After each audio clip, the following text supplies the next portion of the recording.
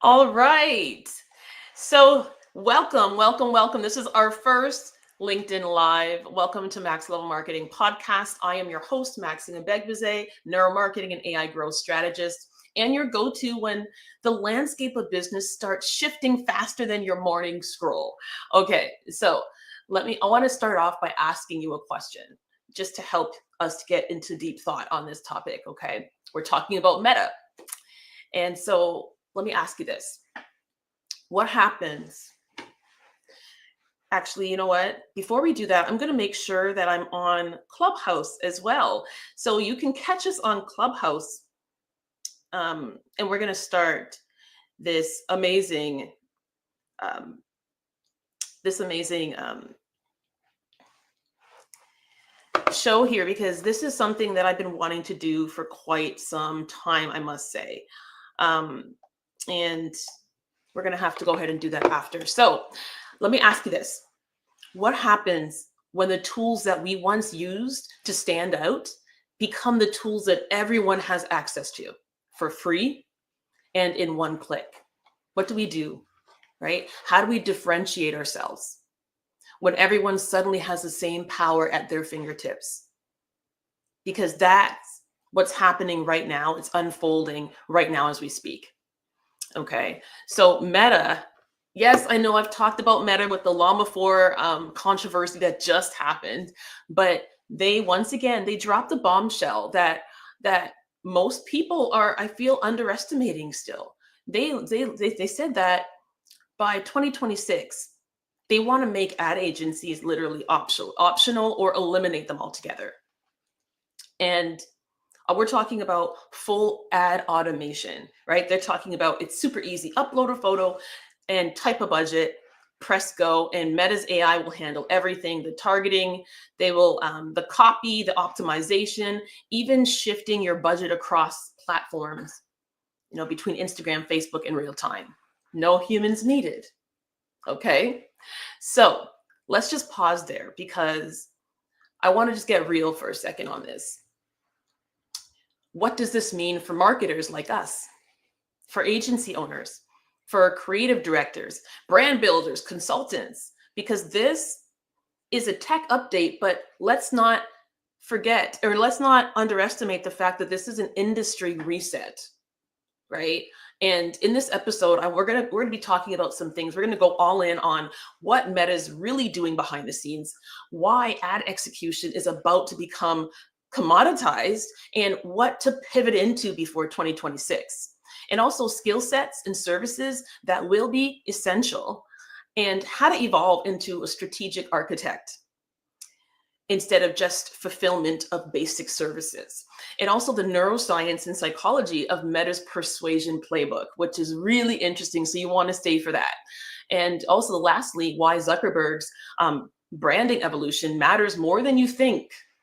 We've seen him, right, doing all this stuff to be really cool, people starting to like him as a person. Let's talk about that a little bit later. This is one of those episodes that might just rewire how you look at your entire business altogether. So let's get into it. Let's just get into it. So I want to zoom in and be really surgical right now about what Meta is really doing. This is not just automation. Okay, I want you to understand this is absorption. Meta doesn't want to help small businesses. Okay, we have to remember Meta, they have their own company objectives, and their company objective is to make more money. Okay, not just to help small businesses. That's definitely like how they make their money, right? They want to become the agency. They don't want to just help small businesses alone. They want to become the agency. They want to eliminate all other ad agencies from the mix. So anyone who is doing these kind of services, they want to take away the agency opportunity from all the agencies around the world and become the agency. Okay. The AI, the creator, the creative director, the data stream team, right? They're the team, the data team, the optimization engine, all rolled into one seamless product. And this play, it's actually not new. if you study platform behavior, you'll see that there's a pattern. Google did the same thing. They gave us free analytics until they could charge for the GA4 intelligence. And then we got Amazon. Amazon supported third-party sellers at first, and then they launched their own brands based on their own data. And then now Meta is absorbing the ad agency model using the same template. So the question is, where does that leave us, right? I'm going to circle back to ad agencies first, but I want to talk about small businesses, because small businesses, there was a question that was posed in my DMs, and it was a person who said, so how do we take this if we're a small or medium-sized business? This sounds really good for us, right? What's your take, Max? Please, please, please, what's the tea? Okay, so thanks for that. I would say that let's first understand, because not everyone understands this world, right? Let's talk about it. Meta's automation push, it leverages machine learning algorithms to optimize ad performance, targeting, and budgeting, right? And this shift is driven by advancements in things like predictive analytics, which is AI's ability to forecast ad performance in this particular scenario and identify high value audiences. Then we have natural language processing that is basically essentially the AI driven ad copywriting and optimization that's taking place. And you have computer vision, which essentially is enhanced image and video recognition for the ad personalization, right? Is what I'm assuming. But then you have impact. There's a massive impact on small businesses here, right? Because they're posing this major efficiency. It's automation may seem daunting, right? While Meta's automation, I feel, may seem kind of daunting, small and medium-sized businesses, they can benefit from that increased efficiency, the reduced manual labor and costs associated with ad management, right? And you can also, there's also improved targeting. You have AI-driven audience segmentation and personalization. That's a thumbs up for you as well. And then we have advanced return on investment, right? It's more advanced, it's enhanced is what they're saying. Right. And so that's essentially optimized ad spend and reduced waste. So these are all good things. However, I do want to say to SMBs that you want to also address the potential challenges that are here. So one is the loss of creative control and a major over-reliance on AI that can lead to come on, like this kind of homogenized ad creative or copy. I should say, the copy being so homogeneous continuously. We're not sure how sophisticated AI is, and AI has limitations. So that's a potential problem, and also dependency on Meta's ecosystem. So small and medium-sized businesses, you can become locked into Meta's platform. And so strategic recommendations that I would have for you, for small businesses to kind of thrive and utilize this, is to develop AI literacy. Okay, you need to understand AI's role in advertising and also its limitations, because AI has many. And then also you want to focus on creative strategy. So they do that, but AI doesn't do everything. So you're going to want to develop compelling brand narratives and messaging. Do you have a brand strategy? Do you know who your personas are? Do you know their inner workings? What triggers their emotions? What their interests, their behaviors are, before you even go to the ad platform. And you also want to diversify marketing channels. Okay, so just because Meta's giving this to you, don't think I'm going to put all my eggs in that basket because I don't want to hire an agency and let's just do Meta. Because if you rely solely on Meta, there can be a problem there for you when Meta changes its rules or things change. You want to explore other platforms. Okay, TikTok, Google, whatever it is.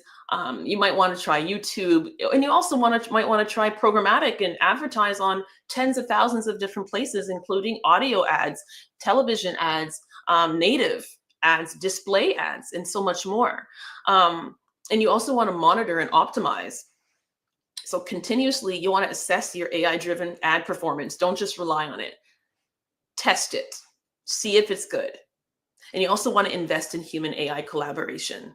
You do want to leverage AI for data analysis, but you would want to definitely consider leveraging humans for creative direction. Okay. And also for small businesses, like I said, let me just sum it up into 4 things. Adopt a hybrid approach. You want to combine AI-driven automation with human creativity. Okay. Then number 2, you want to invest in data infrastructure.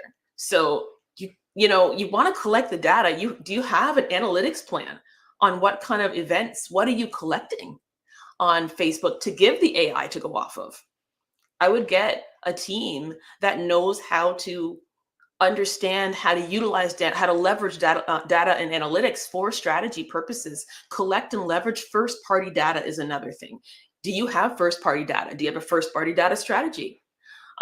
If not, definitely you want to look into my tool. I would DM me later. I'm giving away 400 free leads to anyone in this that's watching this video that wants to access free leads for a business to consumer services. Please let me know, but I will give that to you. You definitely need to access that. I'll give you a free trial, 2-week free trial, and 400 free leads. And then you also have, and also B2B. If you're B2B, we will give you access to our database. There's 900 million contacts, and there's so many ways to go ahead and get your target audience. You can do that as well and download them with credits and be on your way with a very targeted list. All right. But you also want to be very transparent, because you want to make sure that you have clear communication about, AI-driven ad strategies that you're using, and also develop some kind of agile marketing team so that, that there can be quick responses to changes in advertising as you're going about this whole thing. So it's not something that I wouldn't say you can just set it and forget it, and you can try that and see how that goes for you. But I would recommend against that. So this revolution, it's an opportunity, but it's also a challenge. So by understanding AI's role in developing strategic partnerships and investing in human AI collaboration, I really believe that you can thrive in this time. And when it comes to, there's another question that I was asked here, and it says, someone said, I think it was Leah, her name was Leah, that DM'd me and said, agencies kind of sound pretty screwed. Are they dead in 2026 then? Why would we even need them? So why would we even need them now with the AI ads coming? I can figure it out and be pretty efficient according to Facebook. I mean, that's an excellent question that many are asking, right? And like I said, that is kind of what we just talked about, right? So we're going to go ahead and leave that question. Hopefully I answered it pretty well before that. But what I want to say now is that you're going to want to pivot before the tide fully hits.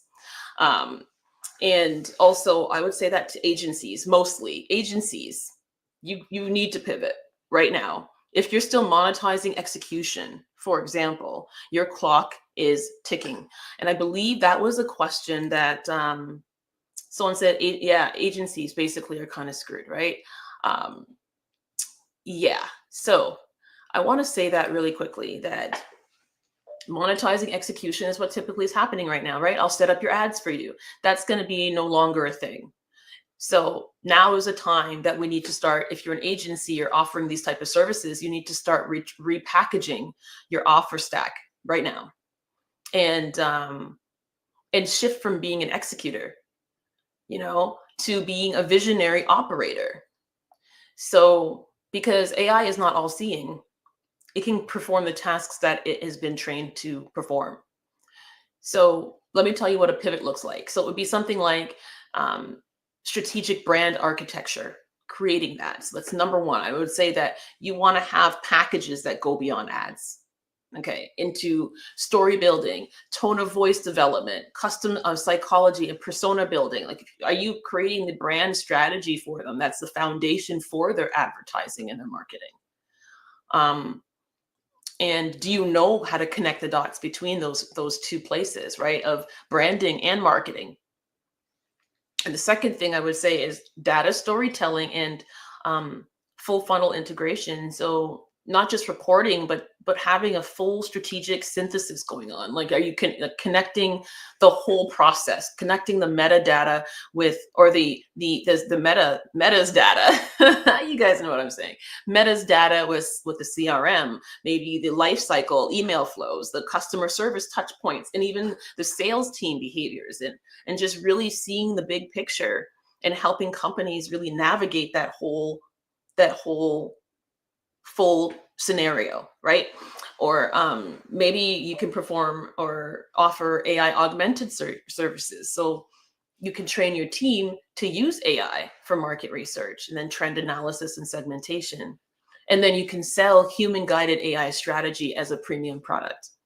Another thing too, if you're really big on compliance consulting, and if you are in the Windsor, Detroit area, because I know that in this area here, I have a company in Windsor and in Detroit. And if you need to know the different nuances and also the compliance issues with ad copy on both sides of the border. So if you are like me and you understand both sides of the border and how things go in the field of advertising, that is amazing. And you can be that consultant that helps small businesses navigate those things if they are in one country but cater to two, like myself. Catering to two countries. And then also customer journey consulting. Like there's a lot to unpack when you're really looking at all the data when it comes to customer journey consulting. And I feel like that's a big one, like packaging insight, insight plus journey design plus positioning, and not just campaigns alone, but really provide more, creating. And I mean, I've seen other services where they're doing that, but they're also creating these amazing dashboards that go across all platforms that they're working on. And so that is a really big thing that I know businesses do like, is being able to see all of their inner workings of their ads in one space in a way that's easy to digest. That can also be an amazing service. And so, yeah, like I said, there's a lot going on there. We can just strategic narrative crafting. That's something that you might want to learn. Data synthesis and visualization. It's a little summary here, right? And then we have automating marketing automation tools, integrating with other systems. HubSpot, maybe you would integrate them with Klaviyo, et cetera, et cetera. Then there's behavioral psychology, which has to do with decision-making, emotions, etc. Then AI prompt engineering for marketing and audience research. Those are things that you can get into and start pivoting and provide more than just the basics. And then Mabel, this is a question that I loved. It's I'm super curious about knowing how these giants are constantly causing the masses to bow or bite when they make announcements or launch new services or products. Like, how do they get us every time? How did Meta get the world anticipating yet again? It's many people. I love that question because many people think that it's almost by default. People just get it, or just somehow are lucky at having these successful launches. And there's a lot going on behind the scenes. I want to talk about Mark's power play. Let's talk Zuckerberg right now. Okay, so this story here is not just a Meta story, right? It's a Mark Zuckerberg story. He's not just evolving a platform. He's also crafting his personal brand in real time. I know that we all saw him last year where he's doing all this stuff that is encouraging the community to start liking him as a person, because many people didn't like him as a person. And I think he understood that was a problem with his personal brand. So he started engaging in things to try and change that. And I think he was pretty successful in that last year. And here's a part that really gets missed, is that there's when you're doing, when you have your corporate brand, there's a strategic split that I'm seeing happening with Zuckerberg. But something that we should be thinking about is our corporate brand and our personal brand. But in this case, we're seeing that this split's happening between corporate brand and founder branding. So Meta, the corporate brand, is positioning themselves as the ultimate AI utility, right? And then Mark, the personal brand, is positioning himself as the visionary, the oracle, the architect of the future. So why split them? Okay, the reason why is because our brains process corporate brands and human brands in completely different ways. So let me explain, because when I always talk about the reptilian brain, the limbic brain, and people are like, okay, Maxine, what are you talking about? Well, let me explain. So the reptilian brain, we all have this as humans. This is the brainstem, the fight, flight, freeze. Okay, this is your oldest brain structure. It's that pure survival. It doesn't process language. It doesn't do logic. It responds to status, certainty, dominance, safety, and threats. Okay. So when Zuckerberg, he places himself in front of Meta's AI revolution as an individual, he's doing interviews, he's giving keynotes, he's using plain language, very relatable. He's signaling something to us. He's saying, follow me. I've got this. This is safe. This is the way. And that, it triggers certainty and dominance in the reptilian brain. And when we sense dominance along with safety, we are inclined to follow. Okay. And so that is what I'm seeing here. And then we have the limbic brain system, which is the emotional processing and the trust. That's where trust is built. So now we go one layer deeper. Let's go one layer deeper into the limbic brain. Okay. This part of the brain, it doesn't think, it feels. It decides in like a millisecond. Do I trust this? Do I like this person? Is this for people like me? Okay. So when Zuckerberg speaks, I'm talking when he speaks, when Mark speaks, not Meta, it creates this emotional resonance, because humans, they trust humans. Humans don't necessarily trust corporations, right? Humans trust humans. And so here's the neuromarketing kicker here. The amygdala, your threat center, it gets activated with change. 85%, I believe, when I was in university, it said that 85% of people resist change. And it's literally physiological, right? It's very hard. The threat center gets activated. But if a person explains the change calmly and confidently, the amygdala calms down, and then you feel safe. Right? Then we have the neocortex, the logical language, the logic, it's like the logic, the language, and the framing. Okay. So here's where it gets cognitive. So our modern brain processes logic, data, language, and framing. But then you see Meta's messaging, which is what? AI will make advertising easier, cheaper, more effective. That speaks directly to this part of the brain. But the logic will only land once the emotions buy in. So you see that Zuckerberg, he first calms the reptilian brain with his dominance, right? Then he engages in the limbic brain, building that emotional connection and trust with his personal brand and all these other things that he's doing and how he's laying out this campaign. And then he feeds the neocortex with logic. It's easy, more effective, it's cheaper, etc. That in itself is mastery. This is the neurological sequencing of persuasion that we're seeing here. And then there's psychological tactics that Meta is using. One of them we just spoke about over and over again, which is ease plus urgency. Just upload a photo and a budget. We'll handle the rest. The limbic brain loves that ease. The reptilian brain responds to the urgency, and then the loss aversion drives that action. Okay, and then we have the authority anchoring. Meta, the global leader, as we all know them, they say it's the future. They said it's a future. So we default to trusting authorities under cognitive load. Okay. And then we have the automation allure. Why waste time when the machine can do it for you? Like it's a no-brainer, right? Novelty and ease will trigger that reward system in our mind. It's wonderful. It works. Then we have social proof by scale. This is being rolled out to millions of businesses. He says things like this, right? So we mirror mass behavior for social belonging. That's just what we do as humans.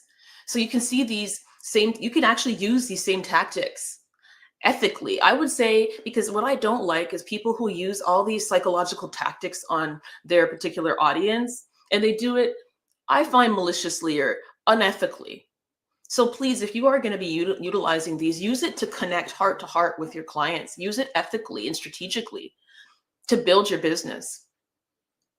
But, instead of saying things, if you're an agency and you're offering services, like I'll set up your ads, instead of saying that, you might want to say something different now.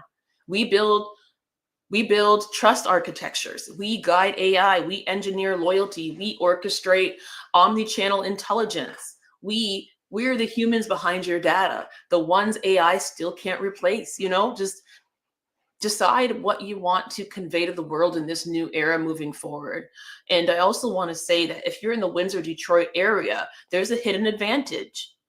If you're in this region, I feel like you're sitting on some gold. I know I talked a little bit about it before, but if, like us, we do things in French and English for clients, okay? And my CTO is almost fully proficient in Spanish, and we're hopefully going to end up doing that as well. But if you are a bilingual French and English, and you understand bilingual messaging nuances, you know the regional legal compliance on both sides of the borders, or maybe you understand cultural buying behaviors and logistical friction, like with duties and shipping and tariffs and all that fun stuff. This is where AI fails, but where you can win. So you are the human filter between algorithmic ad and real world resonance. You are the bridge. So remember that. And final thoughts here. Meta isn't ending agencies. They're literally ending those kind of lazy agencies that don't have more than the basic services and don't provide that major value. They're ending passivity. So if you evolve before this time comes, with all the automation with meta ads, you become indispensable. But if you stay reactive and just wait till that time comes as an agency or a consultant or provider that is affected by this, you will get replaced by the ones who evolve. Your job isn't to beat AI in this scenario here. Your job is to be the strategist that commands it. In a world where you have all these infinite tools, everyone's selling an AI tool, including myself. Mine's awesome. Anyways, your thinking is, I want you to understand this, that we've got all these tools here, but as a human, your thinking is the product. It's the product. Your thinking is the product. And the strongest brands that you can build, the strongest brand, I would say, you have your brand, absolutely. But your brand is not just a company. It's not your campaigns only. It's your voice, your personal voice, your clarity, your point of view. Because people still follow people, especially when those people speak with conviction, with vision, and with value. So I know this is a time where I feel like people are freaking out. Like, how do we compete with AI when you can just upload literally loads of data into AI, and it's suddenly automatically smarter in so many ways than us? It can do things around the clock simultaneously with tens of thousands of people.